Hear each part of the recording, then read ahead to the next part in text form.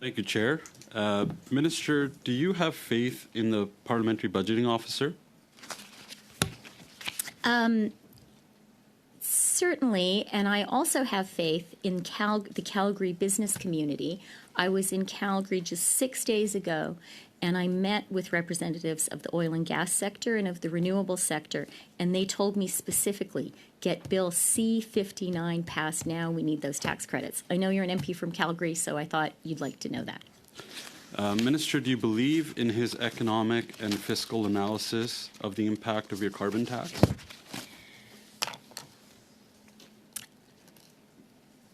What I know, what study after study has shown, is that the price on pollution delivers, and our carbon rebates put more money in the pockets out of 8 out of 10 Canadians. For people in Alberta, the province you are so fortunate to represent, it's going to be $1,800 per family. And what is the cost of the carbon tax every year if there's an $1,800 rebate?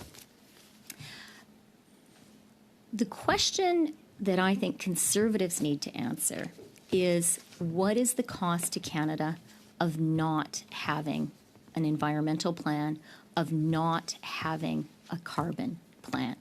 And I can tell you what that cost is. It is no inward investment. I was very glad, and no investment by Canada's own companies. I was very glad to be outside of Edmonton at the end of last year to announce the multi-billion-dollar Dow investment. And the CEO of Dow said it is thanks to Canada's pollution pricing system and our tax credits, 2 of which we're debating Minister, today, that they made that multi-billion-dollar investment that's creating jobs for people in Alberta. I know Alberta speeding authorities know very well that you were in Edmonton last year as well. And according to your own environmental department, they said they don't track how much emissions are reduced by your carbon tax, so there's no actual data. But I'll ask you once again. You said that an average Alberta family gets $1,800 in rebates. How much is the cost to an average Alberta family, according to the PBO? Let me quote an important document.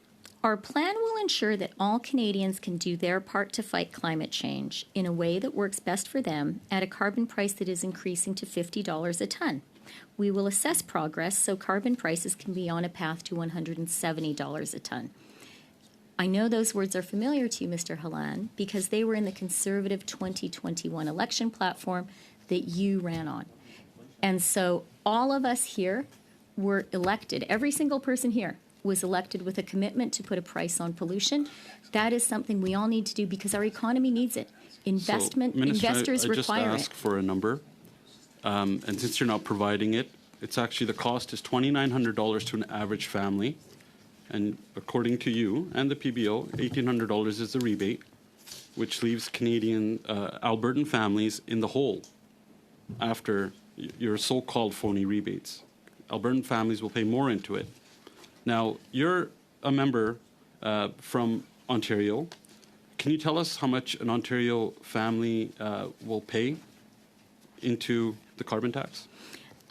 Mr. Halan, let me first take issue with the notion that there is anything phony about the $1,800 that Alberta families will be receiving this year. Those are $1,800 directly into the pockets, into the bank accounts of hardworking Alberta families. They will make a real difference to Alberta families. There is nothing phony at all. Okay, I just need the number, Minister. How much does an Ontario family pay into the carbon tax? Ontario families will be getting a rebate this year of more than $1,100, and that is also money directly into the pockets of Ontario families. And I can tell you something else. So Minister, the province of Ontario I'll have to correct is benefiting you because I only have a limited amount of time. An Ontario family will pay $1,600 into this carbon tax. They get a $1,000 rebate. So on average, they'll pay into this carbon tax scam $600. So I just wanted to clear that up according to the PBO. Also, I want to move on.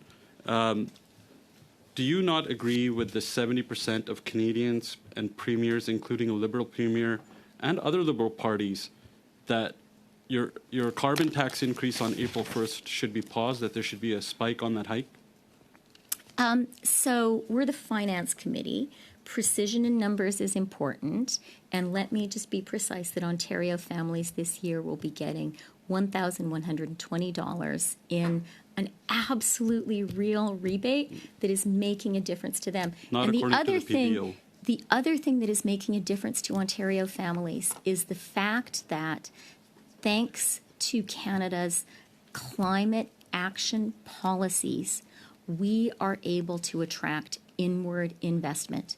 The investments in EV plants by Volkswagen, by Stellantis, these are generational, Minister, sorry, they're as I only have a transformational, limited they amount of create time, tens of thousands of jobs, and those jobs are only possible because Canada has clean energy and an environmental plan. Your government was lambasted by the OECD that your ranking for your climate action plan fell from 58 to 62 out of 67 countries on your climate change performance index.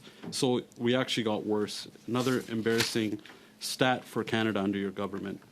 And you want to continue to hit hard earning, suffering families right now that are going more into food banks with an increase on April the 1st of your carbon tax.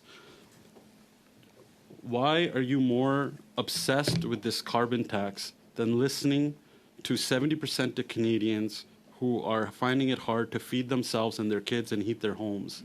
Why will you not listen to them and just stop the tax on April the 1st and call a carbon tax election so Canadians can decide whether they want a carbon tax or not? Minister, I'm going to need a really short answer. We are well over time, and then we got to get to our next member. Well, let me just say the $1,800 Alberta families will be getting this year will make a real difference. And not having a climate plan means saying no to investment in our economy and to jobs for the future.